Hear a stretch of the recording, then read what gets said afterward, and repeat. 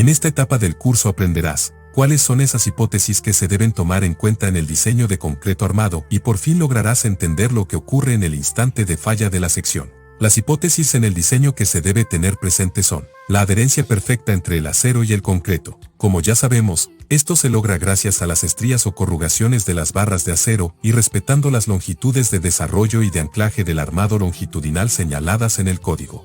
Otra hipótesis es que toda la tracción la resiste el acero. Evidentemente, si recordamos lo visto en el capítulo sobre el comportamiento del concreto y el acero, habíamos mencionado que el concreto armado es un material compuesto donde toda la compresión puede ser resistida por el concreto y una parte de esta por el acero, mientras que la tracción en su totalidad sí es resistida por el acero. En la siguiente gráfica se muestra una comparación entre la curva de esfuerzo de formación unitaria del concreto y la curva de esfuerzo de formación unitaria del acero. Una tercera hipótesis de diseño es que las secciones planas permanecen planas después de la flexión, lo que implica deformaciones unitarias proporcionales a su distancia al eje neutro. Para ejemplificar mejor esto, vean el siguiente dibujo, donde se representa una viga simplemente apoyada sin deformar, que luego es sometida a una carga puntual que genera flexión en su longitud. Analizando los esfuerzos, en la parte superior se generan esfuerzos a compresión, y en la parte inferior se generan esfuerzos a tracción. Además, si analizamos el punto en donde se realizó el seccionamiento de la viga, notarán que se genera una pequeña rotación luego de aplicada la fuerza F.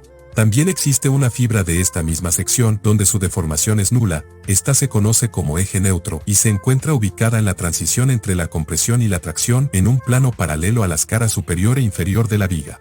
Ahora en este otro dibujo, podemos ver la misma viga anterior vista de perfil junto al diagrama de deformaciones unitarias. Esta línea punteada que divide la viga en dos partes sería el eje neutro. La distancia entre la fibra más comprimida y el centroide de la barra de acero es la altura útil, mientras que la distancia entre el eje neutro y la fibra más comprimida es la profundidad del eje neutro. Esta abarca toda el área de deformación unitaria del concreto.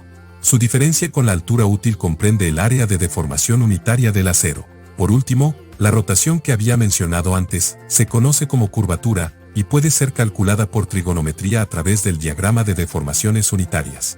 La siguiente hipótesis es que una vez que el acero alcanza el esfuerzo de cedencia, es decir, cuando Fs es igual a Fy, el diagrama de esfuerzo de formación del acero es completamente horizontal y no existen esfuerzos en el acero mayores a Fy. Para la gráfica esfuerzo de formación del acero, vamos a utilizar un modelo bilineal como este, donde desde 0 hasta el punto que tiene coordenadas Fy igual a 4200 y Epsilon y igual a 0.00206, el acero alcanza la cedencia, por lo que no habría ningún aumento del Fy.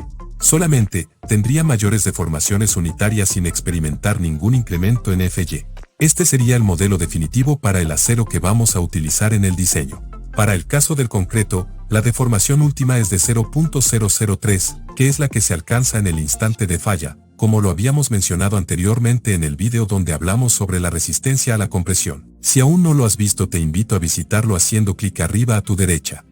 Para nuestra última hipótesis, representaremos en el siguiente cuadro las deformaciones del acero en el instante de falla del elemento. Dependiendo del tipo de deformación que está experimentando el acero, vamos a tener un tipo de falla. Para el primer caso, cuando la deformación unitaria del acero es menor a la de cedencia, la falla se origina por compresión. Esto quiere decir que el acero no alcanza a ceder en el momento en que se produce la ruptura del concreto. En el segundo caso, se habla de una falla balanceada que ocurre cuando la deformación unitaria del acero alcanza a la de cedencia, provocando que el concreto falle en el momento que el acero apenas comienza a ceder. Y de tercero tenemos la falla por tracción, donde el acero cede significativamente antes de que ocurra la falla del concreto en el instante 0.003. Aquí la deformación unitaria del acero es mayor que la de cedencia. Los dos primeros tipos de fallas se inician por aplastamiento del concreto. Estas se caracterizan por ser fallas repentinas y son conocidas como frágiles. Pero, como en el tercer caso, cuando tenemos un concreto con unas cantidades de acero controladas, podemos contar en que tendremos una falla por tracción, la cual se inicia por la cedencia del acero. Estas fallas tienen la particularidad de alertar sobre un posible colapso, ya que, inicialmente, se genera un agrietamiento del concreto visible para los usuarios. Estos son los tipos de fallas que se desean lograr y son conocidas como dúctiles. Se conocen de esta manera debido a que cuando una sección cuya falla inicia por fluencia del acero tiene mayor capacidad de deformación o rotación, lo que se traduce en un comportamiento dúctil. Entonces, ya llegado a este punto, vamos a definir qué es la ductilidad. La ductilidad es la capacidad que tiene una estructura o elemento estructural de incursionar en el rango inelástico de deformaciones. Es decir, puede alcanzar grandes deformaciones sin pérdida apreciable de su capacidad resistente. Debe entenderse que se requiere de diseños dúctiles en el caso de que estemos incursionando en rangos inelásticos. Por ejemplo, si se incursiona en rangos inelásticos bajo carga alternante con el efecto del sismo. Para estructuras sismoresistentes, se debe procurar la ductilidad de la sección, ya que una de sus ventajas es que las estructuras dúctiles disipan energía y permiten la degradación progresiva de los elementos, como agrietamientos y otros tipos de daños, que funcionan como una señal de que deben abandonar la edificación, brindándoles el tiempo suficiente para desalojar el sitio.